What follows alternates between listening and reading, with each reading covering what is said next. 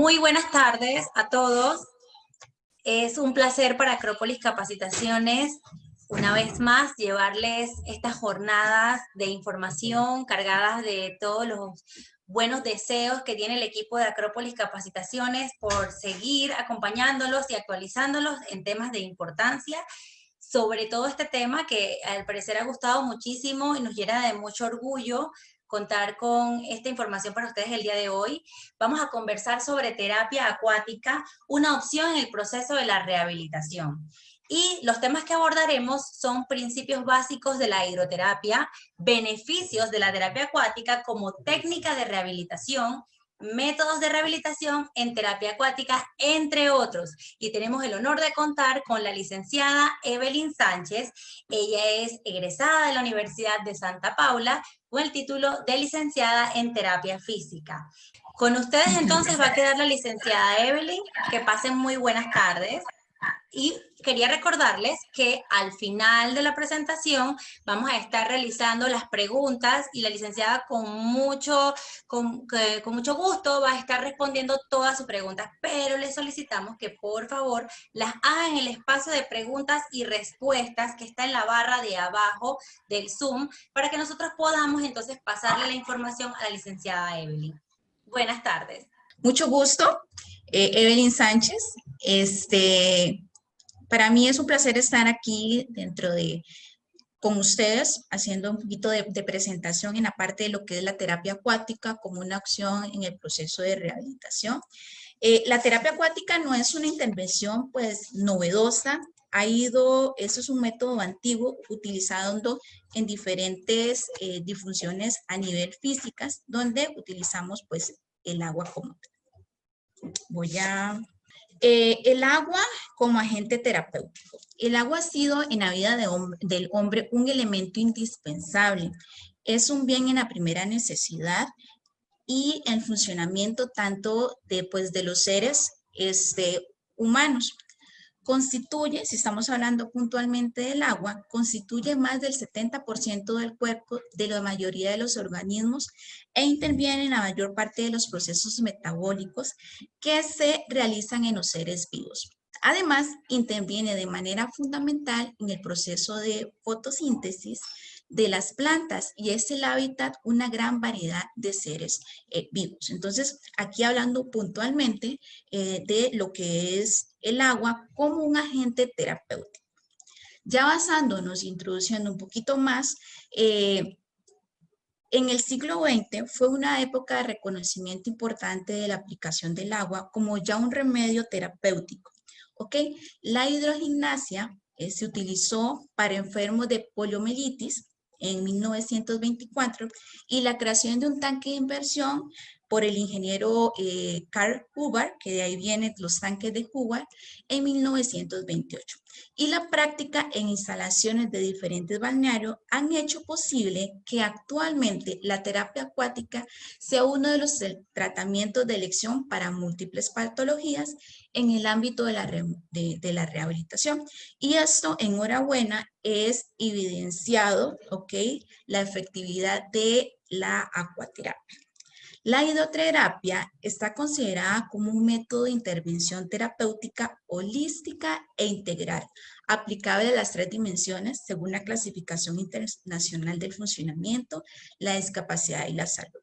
Gracias a los aportes científicos se ha demostrado su efectividad utilizando propiedades físicas para tener efectos terapéuticos.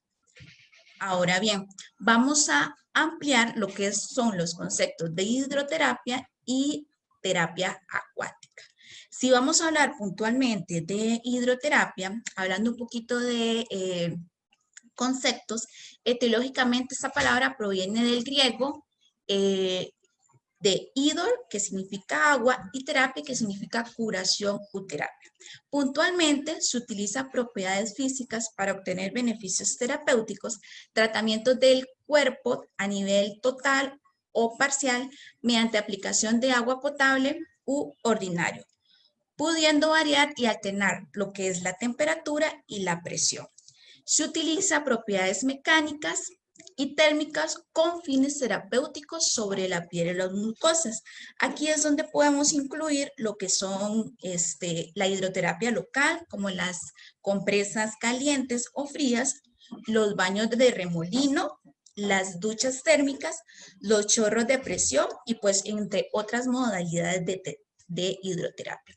Pero si hablamos puntualmente de la terapia acuática, estamos hablando de un procedimiento terapéutico en el cual se hace una combinación de tanto las propiedades mecánicas del agua como algunas intervenciones específicas de rehabilitación y que eso se utiliza con un objetivo como tal para facilitar la función y por ende mejorar todos los procesos a nivel terapéuticos.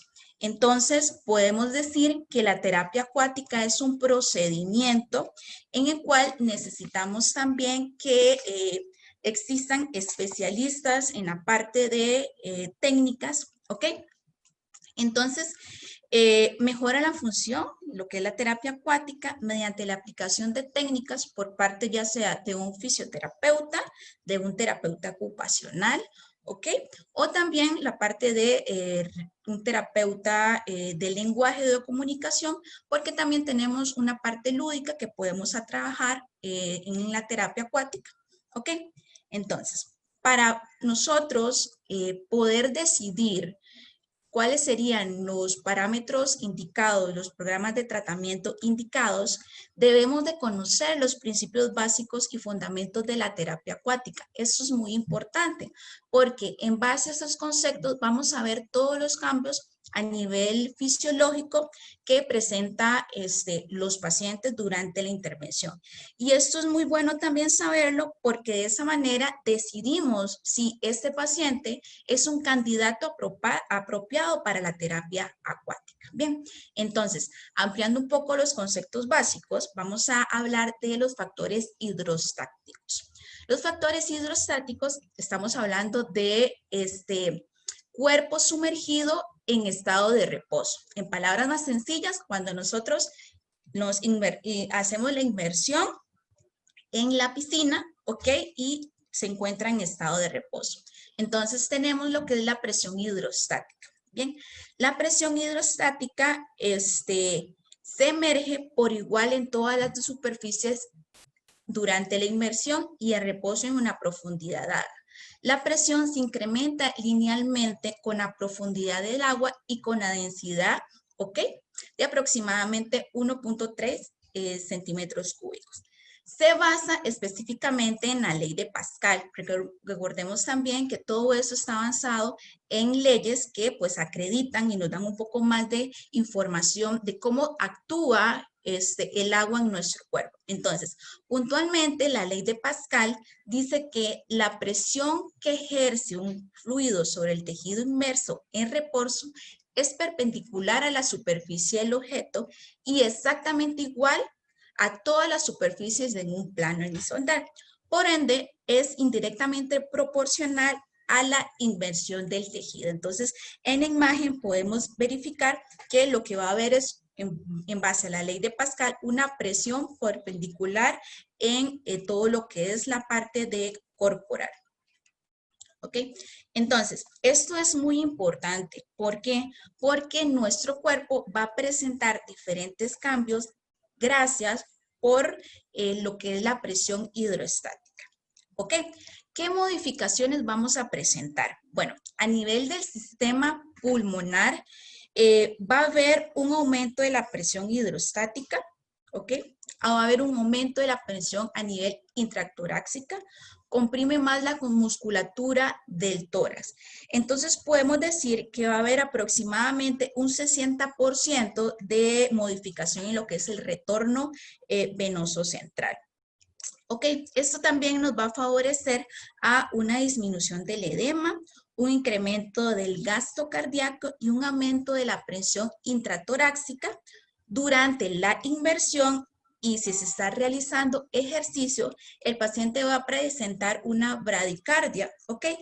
Que en comparación con la actividad que hacemos fuera, ¿ok? Va a presentar esta bradicardia. A nivel del sistema circulatorio, lo que va a haber es una restricción del flujo sanguíneo desde las partes inmersas hacia el tórax, causando un aumento del 60% del retorno venoso central. ¿Ok?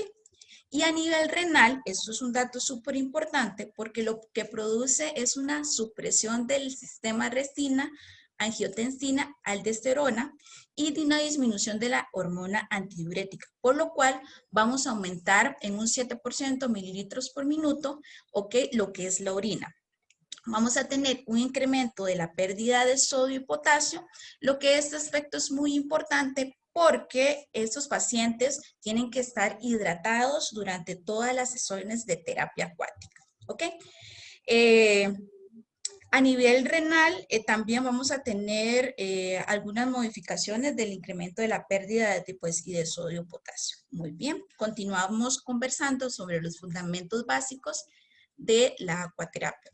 Otro aspecto muy importante del cual tenemos que mencionar es la relación de la densidad relativa. ¿Ok? La densidad relativa es la relación entre la densidad del agua y la sustancia de inmersión. Considerando que la densidad relativa del agua es de 1 centímetros cúbicos, toda sustancia cuya densidad relativa es menor a 1 va a flotar. ¿Ok? Y si es mayor a 1, se hundirá. Entonces podemos decir que la densidad relativa del cuerpo humano es de 0.974. Esto es muy variante porque va a variar pues del sexo, del fototipo, porque algunas personas va a tender a hundirse y otras personas lo que va a hacer es tender a flotar, ¿ok? Y también va a tener mucho en cuenta lo que es la parte de la masa magra y la masa corporal a nivel de grasa que presente el paciente. Esto es importante también comentarlo porque en base a eso nosotros vamos a decidir qué tipo de implementos flotadores va a utilizar este paciente para evitar ese pequeño inconveniente de que el paciente se nos hunda, ¿ok? Y pues no cumplamos con el objetivo terapéutico, ¿ok? Por ende, lo que sucede es que el tórax tiende a flotarse y los miembros inferiores a hundirse. Este aspecto es muy importante porque en aquellos pacientes que tienen alteraciones a nivel de la densidad corporal en las extremidades superiores, vemos una tendencia a flotar en caso de una disminución a nivel del tono muscular, una hipotonía, o a hundirse cuando estos pacientes presentan una hipertonía.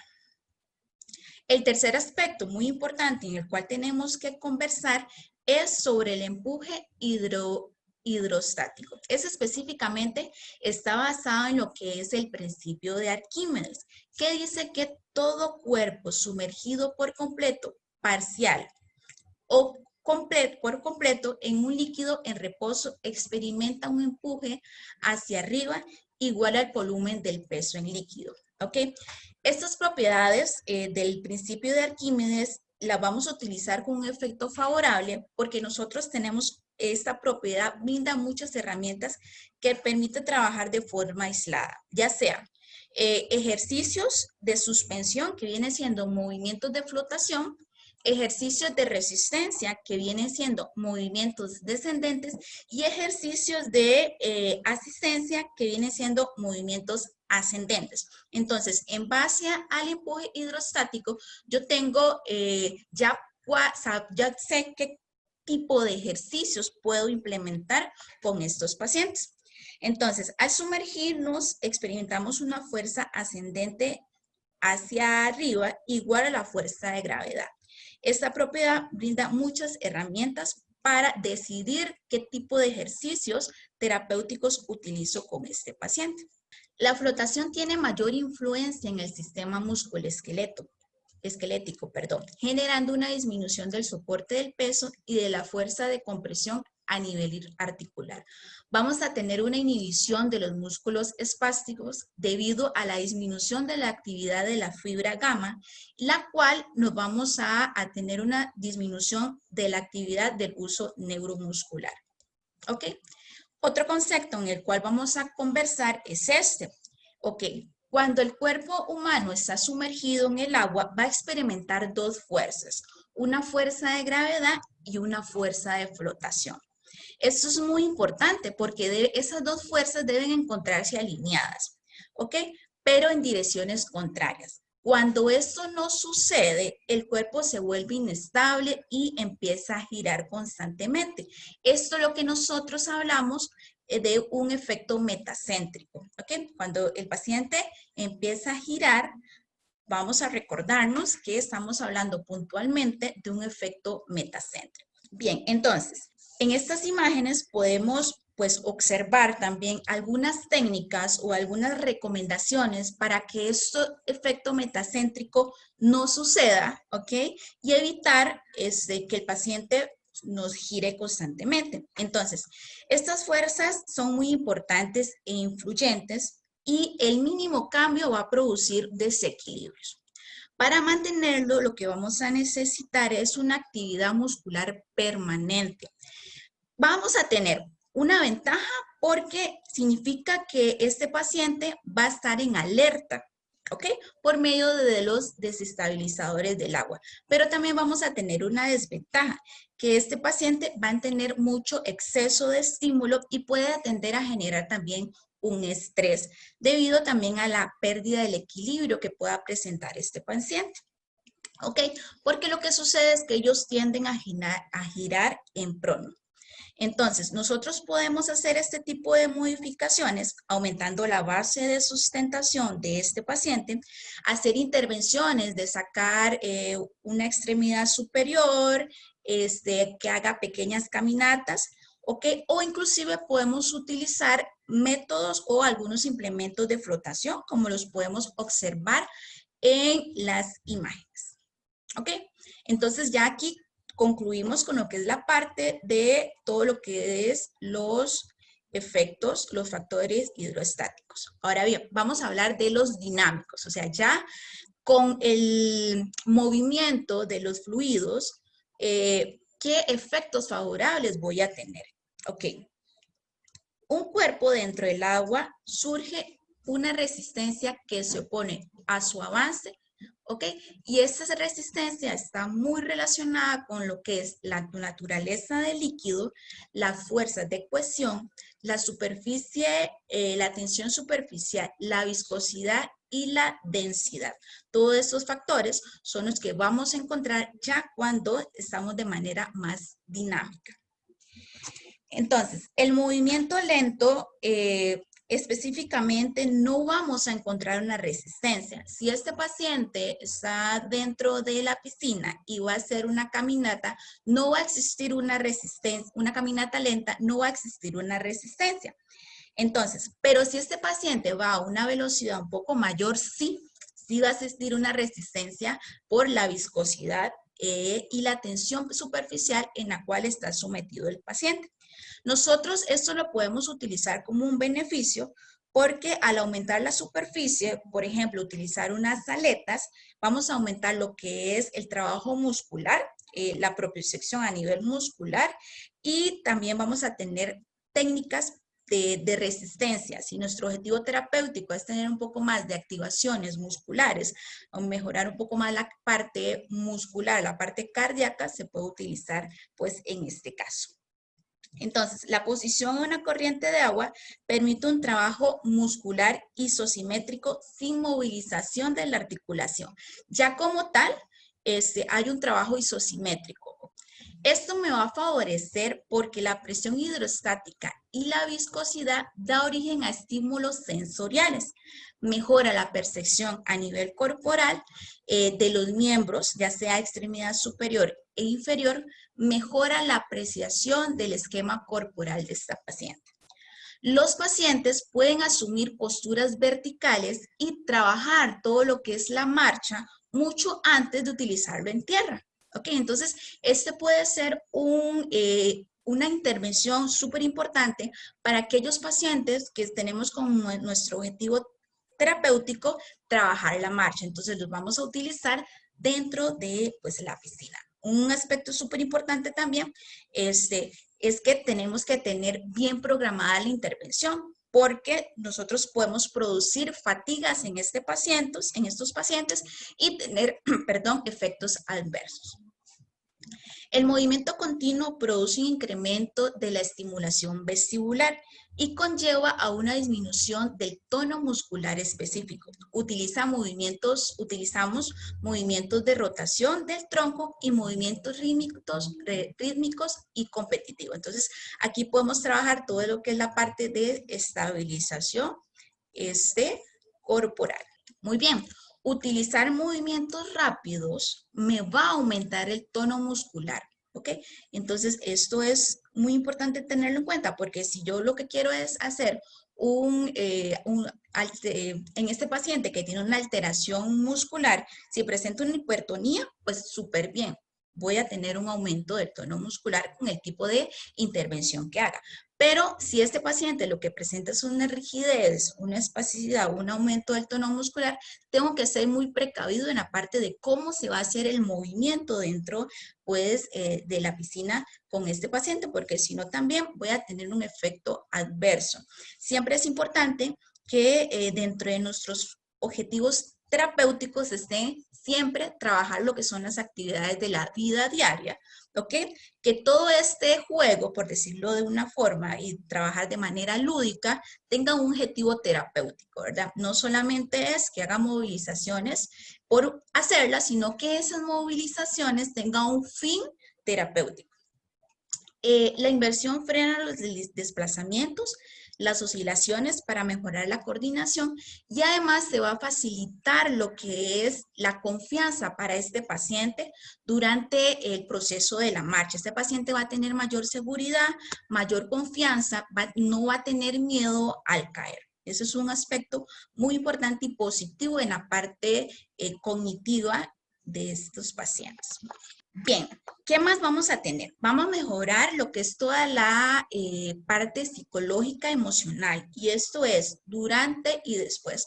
Pero bueno, ojo ahí como dicen popularmente, porque si yo hago mucho estímulo y este paciente va a llegar sobreestimulado, por decirlo de alguna manera, y no está dentro de los objetivos terapéuticos, entonces todo tiene que llevar un plan terapéutico en el cual si yo quiero que este paciente más bien entre en un estado de relajación o que este paciente más bien esté un poquito más emocionado. Entonces, eso es súper importante también porque el paciente tiene una mayor seguridad del movimiento, así como no tiene temor a la hora de realizar el movimiento. Entonces, va a estar más entretenido, va a tener mayor intervención en todo lo que es el proceso de rehabilitación. Y este aspecto es muy importante, que reduce la posibilidad de síndromes por desuso.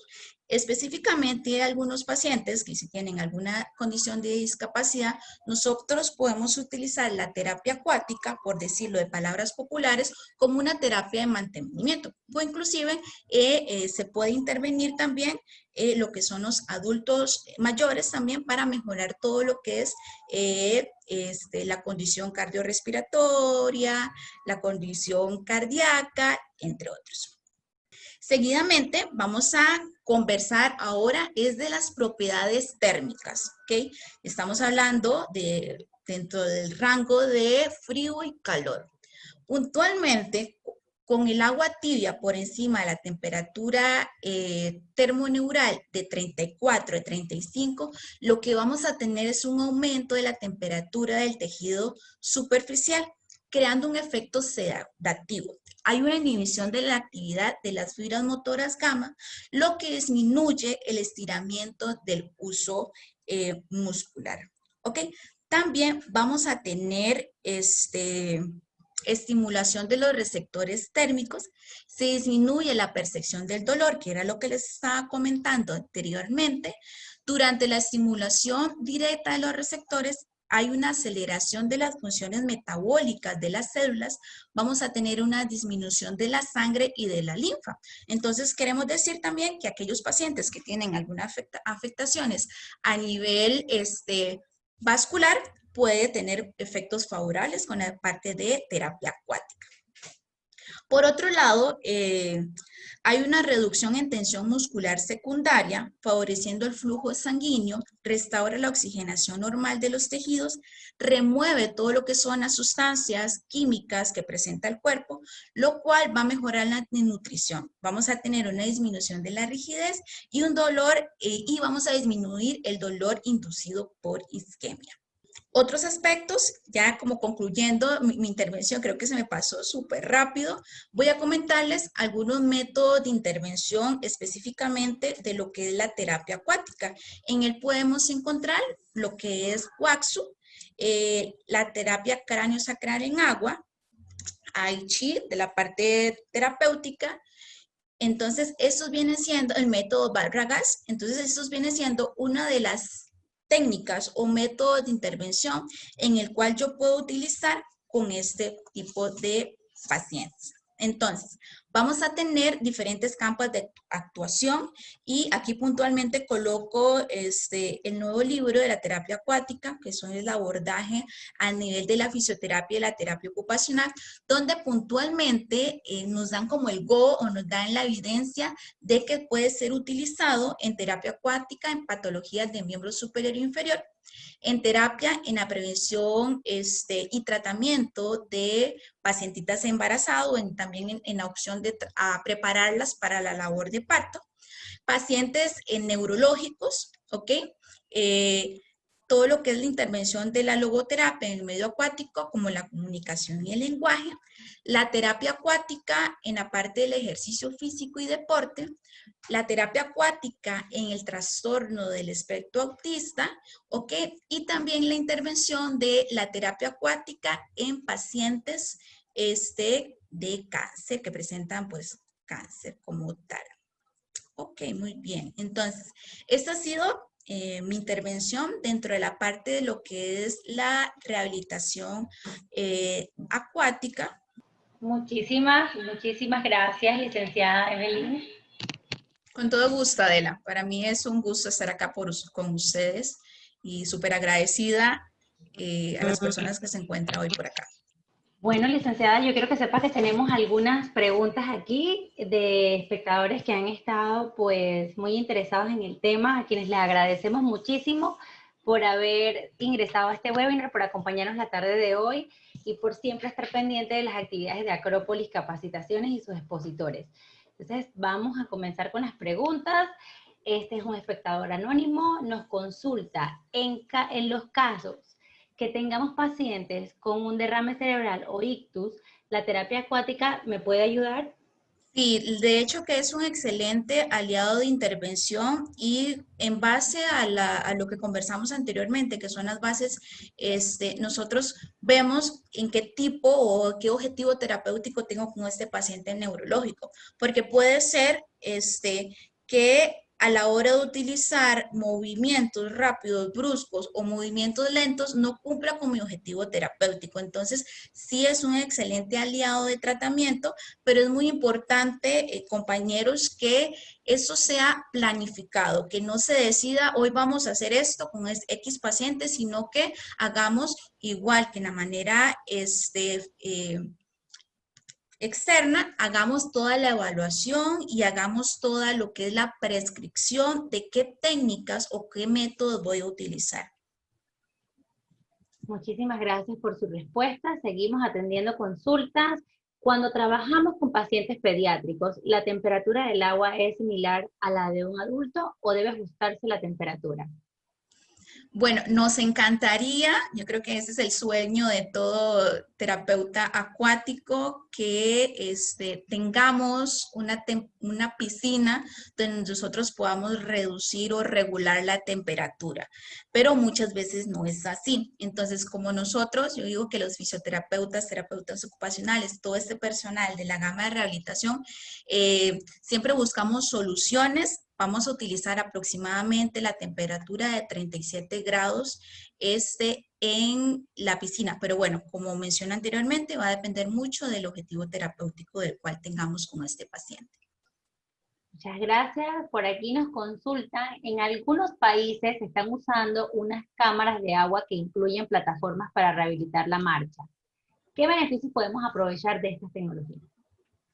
Esa es una excelente pregunta. Qué bueno, qué pena que no se lo dije y qué bueno que me la están haciendo. Sí, muchas veces en muchos centros, la verdad, como les digo, este es el sueño de todo terapeuta, pero no, muchas veces no tenemos el espacio apropiado para poder utilizar para poder tener una piscina. Entonces, existen unas caminadoras que se llama puntualmente así, caminadoras acuáticas, ¿ok?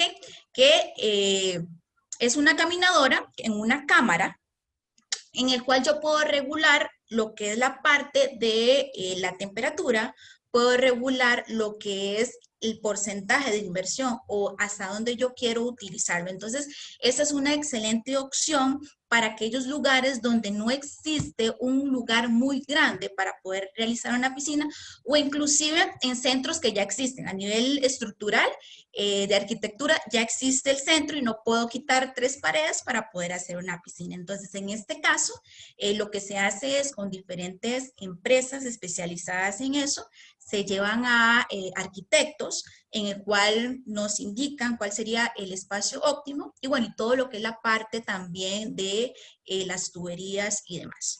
Entonces, esa es una excelente opción. Buenísimo. Otra consulta, actualmente el concepto de talasoterapia es funcional para los pacientes con discapacidad física o es algo más enfocado al wellness.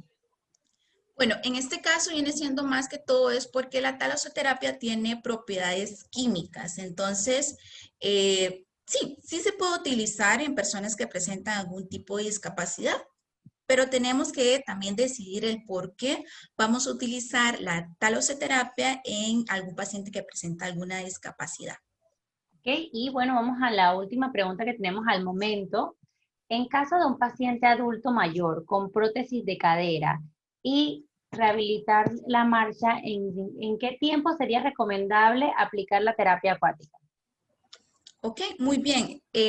Como lo comentamos anteriormente, el agua o la terapia acuática nos puede favorecer mucho en el proceso de rehabilitación y con mucho más razón en estos pacientes que tienen un proceso de amputación, donde nosotros tenemos que hacer la introducción nuevamente a lo que es la reeducación de la marcha. Entonces, es un excelente aliado para este tipo de intervenciones y lo más indicado es ya en el proceso en el cual este paciente no tenga la herida, que no sea expuesta dentro de la inmersión de la piscina.